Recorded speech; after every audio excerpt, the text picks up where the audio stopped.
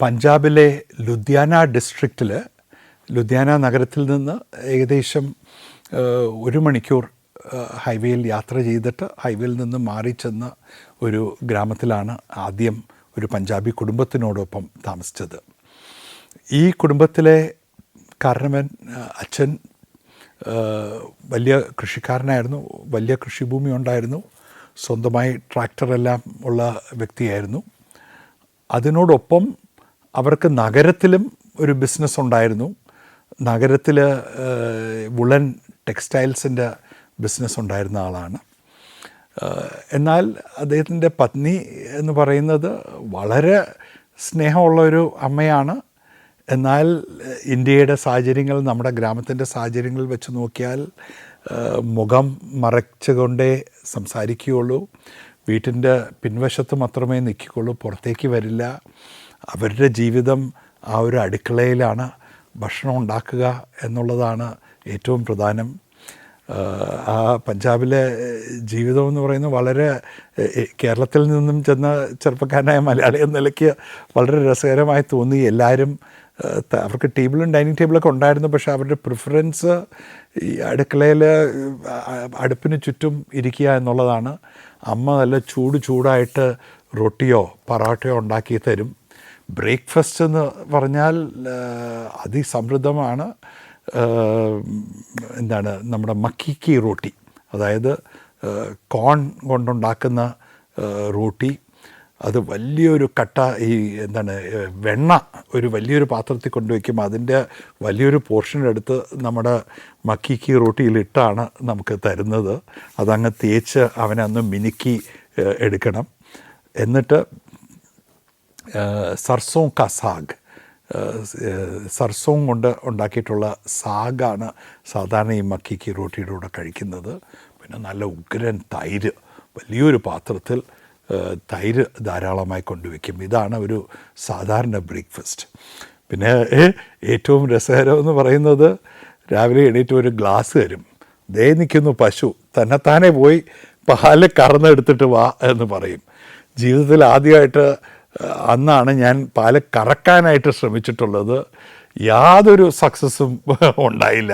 അത് എന്നെക്കൊണ്ട് പാല് കറന്നെടുക്കാൻ ഒട്ടും തന്നെ സാധിച്ചില്ല. അതിനൊരു ടെക്നിക്കുണ്ട്, അത് പ്രാക്ടീസ് ചെയ്യണം, അത് ട്രെയിനിങ് ഉണ്ടായിരുന്നാലേ അത് ചെയ്യാൻ പറ്റുള്ളൂ എന്ന് പിന്നീടാണ് ഞാൻ മനസ്സിലാക്കിയത്. വൺസ് അഗെയിൻ കോൺട്രാസ്റ്റിൽ കാനഡയിലാണെങ്കിൽ അന്ന് തന്നെ പശുവിന് മെഷീൻ ഘടിപ്പിച്ചാണ് പാല് കറന്നെടുക്കുന്നത്. ഇവിടെയാണെങ്കിൽ അവരുടെ വീട്ടിൽ വരുന്ന ഓരോരുത്തരും തന്നെത്താനെ പോയി പശുവിൽ നിന്ന് പാലെടുക്കുക എന്നുള്ളതാണ് അവരുടെ ബ്രേക്ക്ഫാസ്റ്റിലെ പ്രാക്ടീസ്. സോ പഞ്ചാബികൾ എന്ന് പറഞ്ഞാൽ വളരെ ഹോസ്പിറ്റബിളാണ്, വളരെ വാമാണ്. അവർ ആര് വിരുന്നിന് വന്നാലും സന്തോഷത്തോടെ സ്വീകരിക്കുകയും അവർക്ക് പരമാവധി നല്ല ഭക്ഷണം, ധാരാളം ഭക്ഷണം കഴിച്ച് അവരെ തീറ്റിക്കുന്നതിലൂടെ സന്തോഷം കൊള്ളുന്ന ആൾക്കാരാണ്. അതുപോലെ എനിക്ക് ഓർമ്മയുണ്ട്, അവരുടെ കൃഷിഭൂമിയുടെ ഏറ്റവും നടുക്ക് ചെറിയ ഒരു കുടിലുണ്ടായിരുന്നു. ആ കുടിലാണ് ആ വീട്ടിലെ അപ്പൂപ്പൻ താമസിക്കുന്നത്.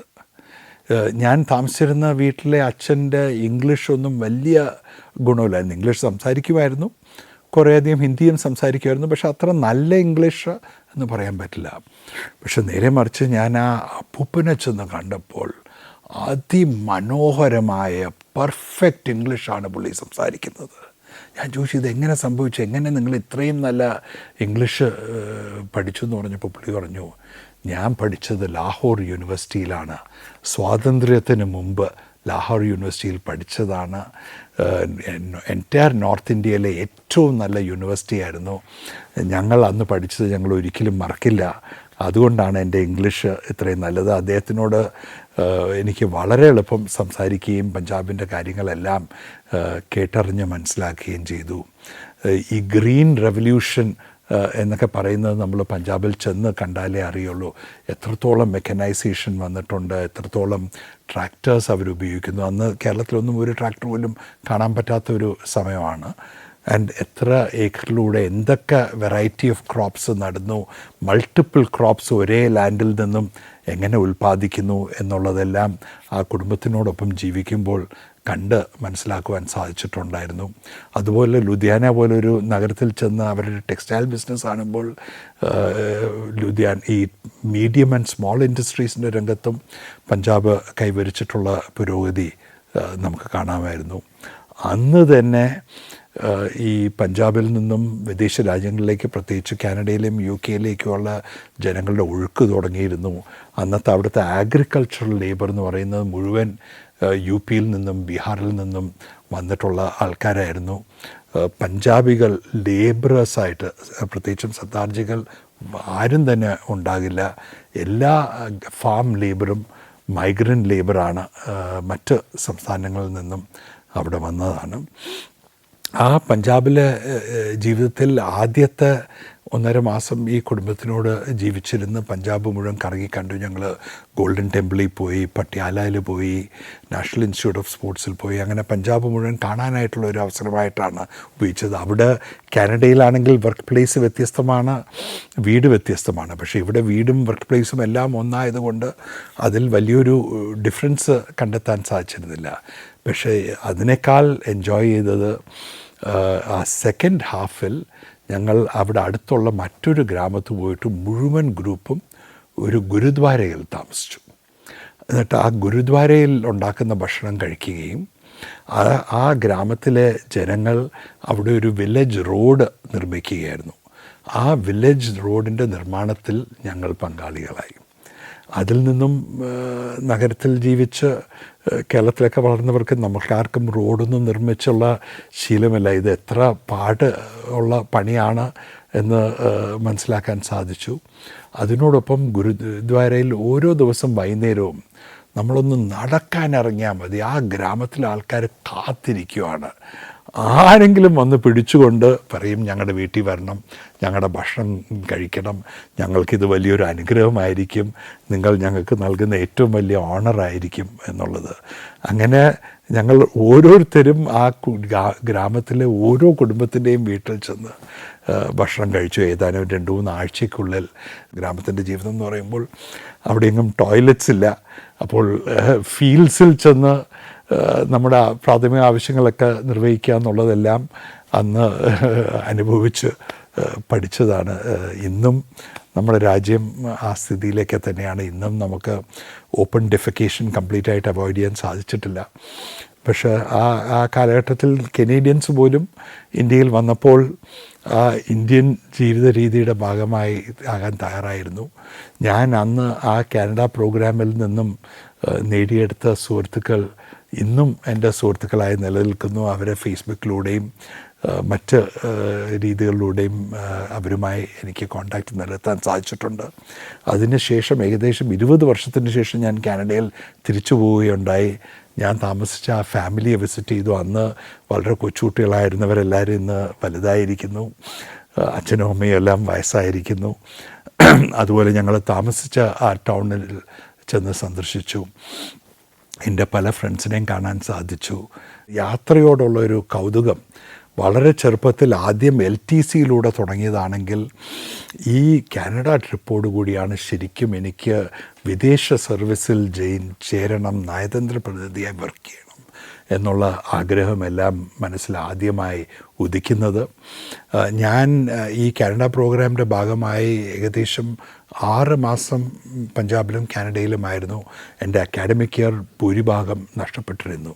പക്ഷേ NCCയിലൂടെ ഉള്ള ഒരു പരിപാടി ആയതുകൊണ്ട് എനിക്ക് അറ്റൻഡൻസ് ലഭിച്ചു. അപ്പോൾ ഞാൻ സ്വയം തീരുമാനിച്ചു, ഇത്രയും യാത്ര ചെയ്തിട്ട് എനിക്ക് തിരിച്ചു വന്ന് പരീക്ഷ എഴുതാനുള്ള മൂഡില്ല. എൻ്റെ 2ാം വർഷ BAയുടെ പരീക്ഷയെ ഞാൻ 3ാം വർഷത്തിൽ ഒരുമിച്ച് എഴുതാം. പക്ഷേ എനിക്ക് യാത്രയാണ് ഇഷ്ടപ്പെട്ടത്, സഞ്ചാരമാണ് എൻ്റെ ഹൃദയത്തിൽ ഏറ്റവും സന്തോഷമുണ്ടാക്കുന്നത്. അതുകൊണ്ട് ഞാൻ തീരുമാനിച്ചു, ഞാൻ വീണ്ടും യാത്ര ചെയ്യാൻ പോവുകയാണ്. ഈ പ്രോഗ്രാം ഡൽഹിയിൽ അവസാനിച്ചപ്പോൾ ഞാൻ ഡൽഹിയിൽ നിന്നും ആദ്യം കശ്മീർ കാണാനായിട്ട് യാത്ര ചെയ്തു. ട്രെയിൻ എടുത്ത് ജമ്മുവിൽ ചെന്നു. ജമ്മുവിൽ നിന്നും ബസ് എടുത്ത് ശ്രീനഗറിൽ ചെന്നു.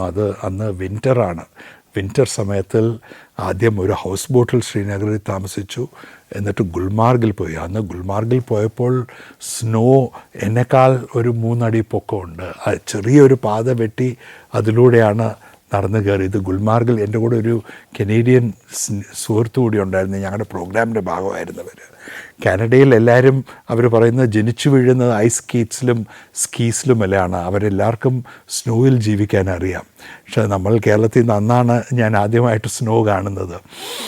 അവിടുത്തെ ഗുൽമാർഗിലെ സ്കീ സ്ലോപ്പിൽ ചെന്ന് സ്കീയിങ് ട്രൈ ചെയ്ത് പലവട്ടം മറിഞ്ഞ് കമന്ന് സ്നോയിൽ വീണ് ഇത് എനിക്ക് ഓർമ്മയുണ്ട്. ഇന്ത്യയിൽ സ്കീയിങ്ങിൻ്റെ ഒരു പ്രത്യേകത എന്ന് പറയുന്നത്, ഇന്ത്യയിൽ സ്കീ ബെയറേഴ്സ് ഉണ്ട്. നമ്മൾ സ്കീ ചെയ്യുമ്പോൾ നമ്മുടെ സ്കീസ് പൊക്കിക്കൊണ്ട് നമ്മുടെ പുറകെ നടക്കാനും അതുപോലെ തന്നെ ഉരുണ്ടടിച്ച് വീണാൽ നമ്മളെ വന്ന് പൊക്കിയെടുക്കാനും തണുപ്പത്ത് നല്ല ചൂട് കെഹുവ കശ്മീരി ചായ തരാനുമെല്ലാം ചെറിയൊരു തുക കൊടുത്താൽ സഹായിക്കാനായിട്ട് ആൾക്കാർ ലഭിക്കും. ഇത് വിദേശത്ത് ഒരു രാജ്യത്തും ലഭിക്കാത്തതാണ്. മറ്റ് രാജ്യങ്ങളിലെല്ലാം സ്കീയിങ്ങിന് പോയാൽ തന്നെത്താനെ ആ ബൂട്ട്സ് ഇടണം, തന്നെത്താനെ സ്കീസ് തോളിൽ വെച്ച് നടക്കണം, എന്തെങ്കിലും കുടിക്കണം കഴിക്കണം എന്നുണ്ടെങ്കിൽ അത് തന്നെത്താനെ കൊണ്ടു നടക്കണം. ഏറ്റവും കൂടുതൽ മറിഞ്ഞ് വീണാൽ സ്വയം എഴുന്നേറ്റ് നിന്ന് വീണ്ടും ആ സ്കീസിൽ കയറി നമ്മുടെ ആ സ്കീയിങ് തുടരണം എന്നുള്ളതാണ്. അപ്പോൾ അതെല്ലാം കശ്മീരിൽ വെച്ച്, കശ്മീരിലെ ഗുൽമാർഗിലെ ഒരു വിൻ്ററിൽ കണ്ട് അനുഭവിച്ചു. അന്ന് കശ്മീരിൽ വലിയ പ്രശ്നങ്ങളൊന്നും ഉള്ളൊരു സമയമല്ല, വളരെ പീസ്ഫുള്ളായിരുന്നു. കശ്മീരി ജനങ്ങൾ വളരെ ഫ്രണ്ട്ലി ആയിരുന്നു. നല്ല അനുഭവമാണ് എല്ലായിടത്തും ഉണ്ടായത്. Saudi Arabia, United Arab Emirates, Kuwait. സഞ്ചാരം വോള്യം നമ്പർ 20. ഫുൾ HD-യിലുള്ള അപൂർവ ദൃശ്യയാത്രാ വിവരണ ശേഖരം ഉടൻ സ്വന്തമാക്കാൻ സഞ്ചാരം എന്ന് SMS ചെയ്യൂ. ഫോൺ 9995444222. ഈ വെസ്റ്റേണേഴ്സിനെ കുറിച്ച് നമ്മൾ പറയുമ്പോൾ കാനഡയിലൊക്കെ കാണുന്ന ഈ ബാക്ക് പാക്കിംഗ് ആണ്. അവർക്കറിയാം എങ്ങനെ ഈ 5 സ്റ്റാർ ഹോട്ടലൊന്നും താമസിക്കാതെ, വലിയ ചിലവൊന്നുമില്ലാതെ, ഏറ്റവും ചുരുങ്ങിയ ചിലവിൽ ചെറിയ കുടിലുകളെല്ലാം താമസിച്ച് നമുക്ക് യാത്ര ചെയ്യാൻ പറ്റും എന്നുള്ളത്. അതുപോലെ എനിക്കും ചെയ്യണമെന്ന് ഒരു വാശിയുണ്ടായിരുന്നു. ആ ഒരു ആഗ്രഹത്തോടു കൂടിയാണ് ഞാൻ ഇറങ്ങിത്തിരിച്ചത്. അപ്പോൾ ഇതിൽ കഥകൾ ഒരുപാട് ഈ യാത്രാ കാലഘട്ടത്തെക്കുറിച്ച് പറയുവാനുണ്ട്. ആദ്യമായി ഞാൻ പറയട്ടെ, ഞാൻ ആ കപ്പലിൽ MV ചിദംബരം കപ്പലിൽ യാത്ര ചെയ്തുകൊണ്ടിരുന്നപ്പോൾ ഏകദേശം 2-3 ദിവസം എടുക്കുന്ന ഒരു യാത്രയായിരുന്നു. സാധാരണ നമ്മൾ ഡോമിറ്ററി ഉണ്ട്, ഭക്ഷണം കഴിക്കാനായിട്ടൊരു കോമൺ ഹാളുണ്ട്. പക്ഷെ ഭൂരിഭാഗം ആൾക്കാരും ഡെക്കിൽ വന്ന് കാറ്റ് കൊള്ളുക എന്നുള്ളതാണ്. ഇതിന് അടഞ്ഞുകൂടിയിരിക്കുക ഒരു കപ്പലിനുള്ളിൽ എന്ന് പറഞ്ഞാൽ വളരെ ബുദ്ധിമുട്ടുള്ളൊരു കാര്യമാണ്. അതുകൊണ്ട് ഡെക്കിൽ വന്ന് കാറ്റ് കൊണ്ട് കടൽ കണ്ട്, ചിലപ്പോൾ വെയിൽ വല്ലതും പാസ് ചെയ്യുന്ന കാണാം, അല്ലെങ്കിൽ ഡോൾഫിൻസ് കാണാം. ബാക്കി അവിടെ കപ്പലിൽ നമ്മുടെ കൂടെയുള്ള ആൾക്കാരുമായിട്ടെല്ലാം നമുക്ക് ഫ്രണ്ട്സ് ആകുകയും ചെയ്യാം. ആൻഡ് ഒറ്റയ്ക്ക്, എൻ്റെ ജീവിതാനുഭവത്തിൽ ഒറ്റയ്ക്ക് സഞ്ചരിക്കുന്നതിന് ഒരുപാട് അഡ്വാൻറ്റേജസ് ഉണ്ട്.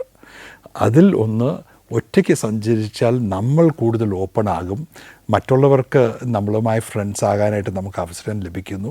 അതുപോലെ തന്നെ നമുക്കും പുതിയ ഫ്രണ്ട്സിനെ കണ്ടെത്താൻ നമ്മൾ ഒറ്റയ്ക്ക് യാത്ര ചെയ്യണം. നമ്മുടെ കൂടെ ആരെങ്കിലും ഉണ്ടെങ്കിൽ നമ്മൾ അവരുമായിട്ട് സംസാരിച്ചിരിക്കുന്നു, നമ്മൾ അവരുടെ ഒരു കമ്പനിയിൽ കംപ്ലീറ്റായിട്ടും മുഴുകിയിരിക്കുന്നു. പക്ഷേ ഒരു ഒറ്റയ്ക്കാണെങ്കിൽ നമ്മൾ കുറച്ചുകൂടെ പെട്ടെന്ന് ഫ്രണ്ട്സ് ഉണ്ടാക്കുന്നു എന്നുള്ളതാണ്. അപ്പോൾ അങ്ങനെ ഞാൻ ഈ കപ്പലിൽ യാത്ര ചെയ്യുന്ന സമയത്ത് ചെറുപ്പക്കാരനായ ഒരു ഇംഗ്ലീഷുകാരനെ കണ്ടു. അപ്പോൾ അയാളോട് ഞാൻ സംസാരിച്ച് തുടങ്ങി. അയാൾ എവിടെ പോകുന്നു, എന്തിനു പോകുന്നു, ഇന്ത്യയിൽ എന്തിനു വന്നു, സിംഗപ്പൂരിലേക്ക് എന്തിനു യാത്ര ചെയ്യുന്നു എന്നെല്ലാം ചർച്ച ചെയ്ത് തുടങ്ങിയപ്പോൾ ഞാൻ കണ്ടുപിടിച്ചത് അയാളൊരു ബുദ്ധിസ്റ്റ് ആണെന്നാണ്. അദ്ദേഹമാണ് ടോം എന്നാണ് പുള്ളിയുടെ പേരായിരുന്നത്. ഞാൻ ആദ്യമായി ജീവിതത്തിൽ മീറ്റ് ചെയ്യുന്ന ഒരു ഇംഗ്ലീഷുകാരൻ ബുദ്ധിസ്റ്റ് ടോം ആയിരുന്നു. അപ്പോൾ ടോം ആണ് എന്നെ ബുദ്ധിസത്തിൻ്റെ ആ ഒരു പ്രാക്ടിക്കൽ സൈഡിനെ കുറിച്ച് ഒരുപാട് പറഞ്ഞ് മനസ്സിലാക്കുകയും അവരുടെ കസ്റ്റംസിനെ കുറിച്ചൊക്കെ മനസ്സിലാക്കുകയും, എന്നിട്ട് പുള്ളി പറഞ്ഞു പുള്ളി സിംഗപ്പൂർ വഴി തായ്ലൻഡിലേക്കാണ് പോകുന്നത്. പുള്ളിക്ക് ഉദ്ദേശമുണ്ട് തായ്ലൻഡിലെ ഒരു മൊണാസ്ട്രിയിൽ ചെന്ന് കുറച്ചു കാലം താമസിക്കണമെന്ന്. ടോം കേട്ടിട്ടുണ്ട് കംബോഡിയയും തായ്ലൻഡിൻ്റെയും ബോർഡറിൽ ഒരു പ്രത്യേക മൊണാസ്ട്രി ഉണ്ട്. ആ മൊണാസ്ട്രിയിലുള്ള എല്ലാ ബുദ്ധിസ്റ്റ് മങ്സും ഫോറിനേഴ്സാണ്. ഇംഗ്ലീഷ് സംസാരിക്കുന്നവരാണ് എല്ലാ മങ്സും. സാധാരണ തായ്ലൻഡിലെ ബുദ്ധിസ്റ്റ് മൊണാസ്ട്രിയിൽ തായ്സേ ഉണ്ടാവുള്ളൂ. അവരെല്ലാവരും തായാണ് സംസാരിക്കുന്നത്. അവർക്ക് ഇംഗ്ലീഷ് അത്ര വശമല്ല. അപ്പോൾ ആൻഡ് ഇതൊരു മെഡിറ്റേഷൻ മൊണാസ്ട്രിയാണ് എന്നാണ് ടോം എന്നോട് പറഞ്ഞത്. അപ്പോൾ പുള്ളിക്ക് ആ മെഡിറ്റേഷൻ മൊണാസ്ട്രി പോകാനായിട്ട് താല്പര്യമുണ്ട്, അതാണ് പുള്ളിയുടെ ഉദ്ദേശം എന്നെല്ലാം പുള്ളി എന്നോട് പറഞ്ഞു. ഇത് കേട്ടപ്പോൾ എനിക്ക് വലിയ സന്തോഷം തോന്നി, വലിയ കൗതുകം തോന്നി. ഞാനും ഏത് അഡ്വഞ്ചറിനും തയ്യാറായി നിൽക്കുന്ന ഒരു അവസരമാണ്. അപ്പോൾ ഞാൻ പറഞ്ഞു എനിക്കും ഇതിലൊക്കെ താല്പര്യമുണ്ട്, എന്നെയും ഡീറ്റെയിൽസ് അറിയിക്കണം, നമുക്ക് എങ്ങനെയെങ്കിലും. അന്ന് വൺസ് അഗെയിൻ മൊബൈൽ ഫോണെല്ലാം ഇല്ലാത്ത കാലഘട്ടമാണ്. അപ്പോൾ പുള്ളിയുമായിട്ട് എങ്ങനെ വീണ്ടും കണക്ട് ചെയ്യും എന്നുള്ളതിനെക്കുറിച്ചൊരു തീർച്ചയില്ലായിരുന്നു. എങ്കിലും ഞാൻ എൻ്റെ താല്പര്യം പ്രകടിപ്പിച്ചു. എന്നിട്ട് ഞാൻ സിംഗപ്പൂരിൽ ചെന്ന്, സിംഗപ്പൂറും മലേഷ്യയും എല്ലാം കറങ്ങിയിട്ട് ഞാൻ ബാങ്കോക്കിൽ ചെന്ന് എൻ്റെ എയർ ഇന്ത്യയിലാണ് ഞാൻ തിരിച്ച് കൽക്കട്ടയിൽ വരാനുണ്ടായിരുന്നത്. ആ ടിക്കറ്റിൻ്റെ എന്തോ ഒരു കൺഫർമേഷനോ ചേഞ്ചോ എന്തോ ഉണ്ടായിരുന്നു. അതിനായിട്ട് എയർ ഇന്ത്യ ഓഫീസിലേക്ക് പോയപ്പോൾ വളരെ യാദർശികമായി ഈ ടോമിനെ വീണ്ടും അവിടെ വെച്ച് കണ്ടുമുട്ടി. അവിടെ വെച്ച് കണ്ടുമുട്ടിയപ്പോൾ ടോം എന്നോട് പറഞ്ഞു, ഞാൻ നാളെ ഈ കംബോഡിയൻ ബോർഡറിലുള്ള മൊണാസ്ട്രിയിലേക്ക് പോകാനായിട്ട് റെഡിയായി നിൽക്കുകയാണ്. അപ്പോൾ ഞാൻ പറഞ്ഞു ഞാനും വരാം, എനിക്കും വലിയ താല്പര്യമുണ്ട്. ഞാൻ ഈ ബുദ്ധിസം അല്ലെങ്കിൽ ഈ ഒരു മെഡിറ്റേഷൻ മൊണാസ്ട്രി, ഫോറിനേഴ്സ് മാത്രം ജീവിക്കുന്ന മെഡിറ്റേഷൻ മൊണാസ്ട്രി എന്താണ് എന്ന് മനസ്സിലാക്കാൻ എനിക്ക് ആഗ്രഹമുണ്ട്, ഞാനും നിങ്ങളുടെ കൂടെ വരട്ടെ എന്ന് പറഞ്ഞു. പുള്ളി വളരെ സന്തോഷത്തോടു കൂടി ഞാനും വരാം എന്ന് സമ്മതിച്ചു. അങ്ങനെ അടുത്ത ദിവസം ഞങ്ങൾ രണ്ടുപേരും ബാങ്കോക്കിലെ ബസ് സ്റ്റാൻഡിൽ വെച്ച് കണ്ടുമുട്ടുകയും ഒരുമിച്ച് ബസ് യാത്ര ചെയ്ത് കംബോഡിയ ബോർഡറിൻ്റെ അടുത്ത് ഉള്ള ഒരു നഗരത്തിൽ ചെന്ന് ബസ് അന്ന് വൈകുന്നേരം ഏകദേശം 7 മണിയോടുകൂടിയാണ് ബസ് വന്നെത്തിയത്. അവിടെ ചെന്ന് ഞങ്ങൾ ഇറങ്ങിക്കഴിഞ്ഞിട്ട് ഞങ്ങൾ അവിടുത്തെ കടക്കാരോടെല്ലാം അന്വേഷിച്ചു തുടങ്ങി, ഇങ്ങനെ ഒരു മൊണാസ്ട്രി ഉണ്ട്, ഈ മൊണാസ്ട്രിയിലേക്ക് എങ്ങനെ പോകുമെന്നുള്ളത്. അപ്പോൾ അവിടെ ചെന്ന് അന്വേഷിച്ചപ്പോഴാണ് നമ്മൾ മനസ്സിലാക്കുന്നത് ഈ മൊണാസ്ട്രി ആ ബസ് സ്റ്റോപ്പിൽ നിന്നും ഇനിയും ഒരു മണിക്കൂറിലേറെ ദൂരമുണ്ട്. ആ മൊണാസ്ട്രിയിലേക്ക് പോകാനായിട്ട് ബസ്സൊന്നുമില്ല, പബ്ലിക് ട്രാൻസ്പോർട്ടില്ല. മാത്രമല്ല വൈകുന്നേരം ആയിക്കഴിഞ്ഞു, ബസ്സുകളൊക്കെ നിർത്തുന്ന സമയത്താണ്. ആ സമയത്ത് തായ്ലൻഡിൽ പല ബോർഡർ ഏരിയാസിലും അൺറസ്റ്റ് ഉള്ള സമയം കൂടിയാണ്. ചിലപ്പോൾ ബസ്സിൽ യാത്ര ചെയ്യുമ്പോൾ ബുള്ളറ്റ് ഹോൾസൊക്കെ കാണാമായിരുന്നു. അപ്പോൾ ബസ് ഇനിയില്ല.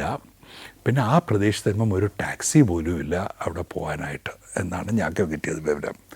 അപ്പോൾ നമ്മൾ എന്ത് ചെയ്യും എന്നുള്ള വലിയൊരു ആശയക്കുഴപ്പമായി. എനിക്കാണെങ്കിൽ കൂടുതൽ വെപ്രാളവും, നമ്മൾ എന്ത് അബദ്ധത്തിലാണ് വന്ന് പെട്ടിരിക്കുന്നതെന്നുള്ളത്.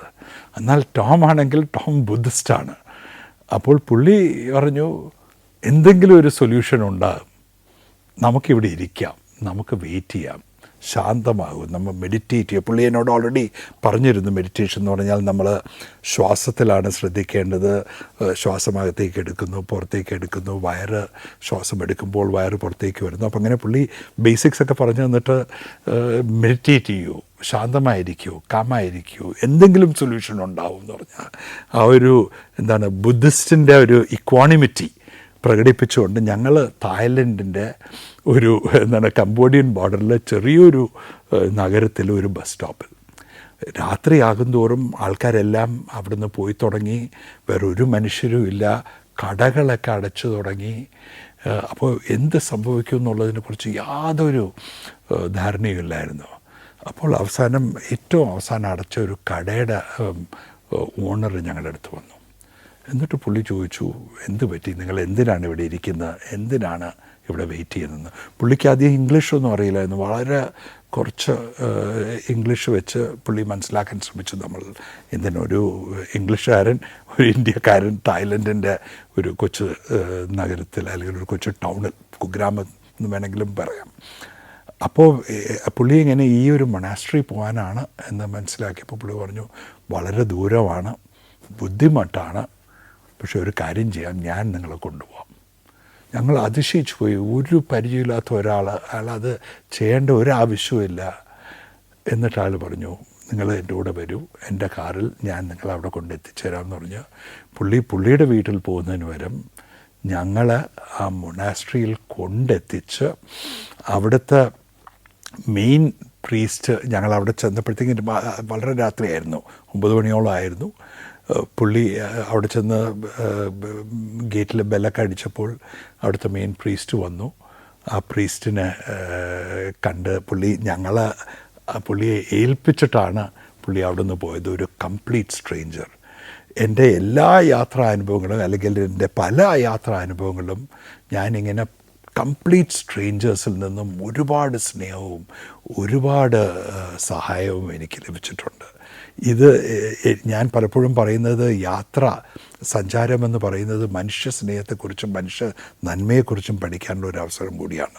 പലപ്പോഴും മോശമായ കാര്യങ്ങൾ സംഭവിക്കാറുണ്ട്. പോക്കറ്റ് അടിക്കപ്പെടുന്നു, മോഷണമുണ്ടാവുന്നു, ആൾക്കാർ മനഃപൂർവ്വം വഴിതെറ്റിക്കപ്പെടുന്നു, ചീറ്റ് ചെയ്യപ്പെടുന്നു. ഇതെല്ലാം ശരിയാണ്.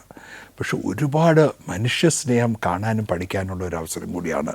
ഇതൊരു അവസരമാണ്. മാത്രമല്ല ചെറിയൊരു തായ്ലൻഡിലെ ആചാരം ഞാൻ അന്നാണ് മനസ്സിലാക്കിയത്. ഞങ്ങളെ കൊണ്ടുചെന്ന ആൾ ഈ ബുദ്ധിസ്റ്റ് മങ്കിനെ കണ്ടപ്പോൾ ആദ്യം ചെയ്തത് അവരുടെ കാലിൽ വീണ് സാഷ്ടാംഗം നമസ്കരിക്കുക എന്നുള്ളതാണ്. അയാൾ നമസ്കരിച്ച് എണീറ്റ ഉടൻ ആ മൊണാസ്ട്രിയിലെ ഏറ്റവും സീനിയറായിട്ടുള്ള മങ്ക് ചെയ്തത് തിരിച്ച് ഇയാളുടെ കാലിൽ വീണ് സാഷ്ടാംഗം നമസ്കരിക്കുക എന്നുള്ളതാണ്. ഞാൻ അന്തം വിട്ടുപോയി. ഞാൻ ഇതൊരിക്കലും കണ്ടിട്ടില്ല. നമ്മൾ ഇന്ത്യയിലൊക്കെ എല്ലാവരും നമസ്തേ നമസ്തേ എന്ന് പറഞ്ഞു പോവും. നമ്മൾ സാഷ്ടാംഗം നമസ്കരിക്കുകയാണെങ്കിൽ അതൊരു അമ്പലത്തിലാണ്, അല്ലെങ്കിൽ വളരെ പ്രായമേറിയ ഒരു സീനിയറുടെ മുന്നിലാണ്. പക്ഷെ അയാൾ തിരിച്ച് നമസ്കരിക്കുന്നില്ല. പക്ഷെ അപ്പോൾ ഞാൻ ഈ ടോമിനോട് ചോദിച്ചു എന്താണ് ഇതിൻ്റെ അർത്ഥം. അപ്പോൾ ടോം പിന്നീട് എനിക്ക് എക്സ്പ്ലെയിൻ ചെയ്തു തന്നു. നമ്മൾ ഒരാളുടെ മുന്നിൽ നമസ്കരിക്കുമ്പോൾ നമ്മൾ അവരോട് കാണിക്കുന്ന ബഹുമാനമാണ്. എന്നാൽ അത് ചെന്ന് ഏൽക്കുന്നത് അവരുടെ ഈഗോയിലാണ്. മറ്റുള്ളവർ നമ്മുടെ കാലിൽ വന്ന് നമസ്കരിക്കുമ്പോൾ നമുക്ക് നമ്മുടെ ഈഗോ വർദ്ധിച്ച് ഞാൻ എന്ന ഒരു അഹന്ത ഉണ്ടാവുന്നു. അപ്പോൾ ആ ഒരു അഹന്ത, ഞാനെന്ന ആ ഒരു ചിന്ത ഇല്ലാതാക്കാൻ വേണ്ടി ചെയ്യാവുന്ന ഏറ്റവും എളുപ്പം കാര്യം തിരിച്ച് അവൻ്റെ കാലിൽ വീണ് നമസ്കരിക്കുക എന്നുള്ളതാണ്. അവൻ്റെ കാലിൽ വീണ് നമസ്കരിക്കുമ്പോൾ നമ്മുടെ ഈഗോ ആകെ ഇല്ലാതാകുന്നു. നമ്മൾ സ്വയം നമ്മുടെ ഈഗോനെ നശിപ്പിക്കുന്നു. അതിനോടൊപ്പം നമ്മൾ ഇന്ത്യയിൽ നമസ്കാരം പറയുന്നത് പോലെ നമ്മൾ ഓരോരുത്തരും ഈശ്വരൻ്റെ അംശമുണ്ട്.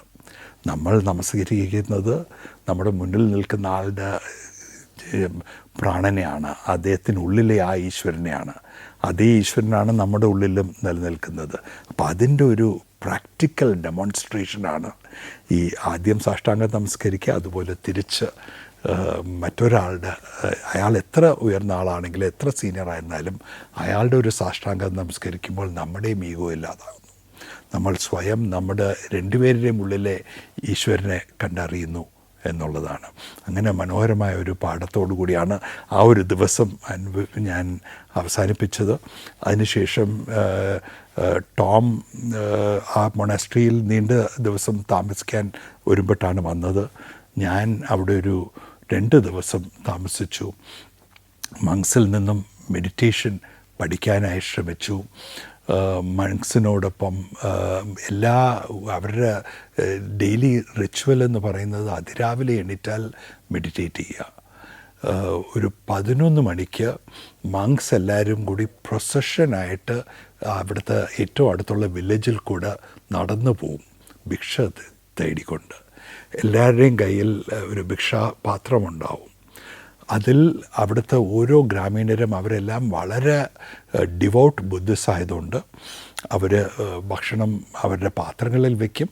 മാത്രമല്ല അതൊരു സിംബോളിക്കാണ്. ഇന്ന് സിംബോളിക്കായിട്ട് ഭിക്ഷ നൽകിയ ശേഷം ഈ മങ്സ് എല്ലാവരും തിരിച്ച് മൊണാസ്ട്രിയിൽ വരുമ്പോൾ ഗ്രാമീണരെല്ലാവരും വലിയ തോതിൽ ഭക്ഷണ പദാർത്ഥങ്ങൾ കൊണ്ട് മൊണാസ്ട്രിയിൽ വന്ന് എല്ലാവരും കൂടി ഒരുമിച്ചിരുന്ന് ഭക്ഷണം കഴിക്കും. എന്നിട്ട്